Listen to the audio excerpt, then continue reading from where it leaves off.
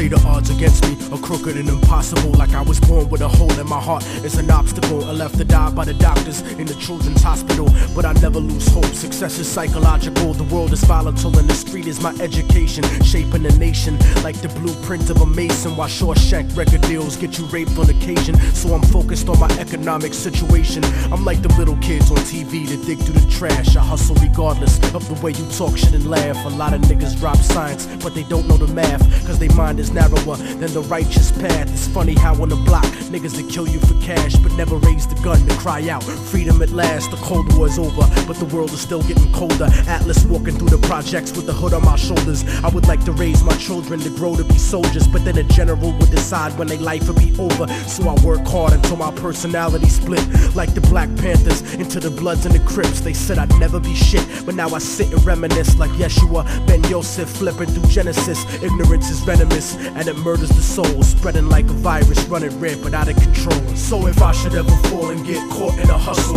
let them know that I died while I fought in the struggle. From the hood rats to rich kids lost in the bubbles, spray painted on the streets and in the subway tunnels. Write it down and remember that we never gave in. The mind of a child is where the revolution begins. So if the solution has never been to look in yourself, how is it that you expect to find it anywhere else? Immortal technique in the streets, back on the hustle, cause 3 strikes to get you life for stuffing cracks in a duffel. Upstate behind steel gates, attacked in a scuffle. Razor blade stuck on the side of pencils, hacked to your muscle. But the emptiness is what bleeds you to death when it cuts you, and it's the lawyers, not the inmates, scheming to fuck you, trying to fight the system from inside, eventually corrupt you. But that's what you get when you put a corporation above you, and it's the people that love you that seem to hurt you the most. Sometimes when they die, you find yourself cursing a ghost, but you make success, nobody delivers your fate. Sometimes you give and you take, since prehistoric vertebrates crawled out of the lakes. And that's the truth about life, more to do with the ghetto than your car rims or your ice. Cause even though we survived through the struggle that made us, we still look at ourselves through the eyes of people that hate us. But I'ma make it regardless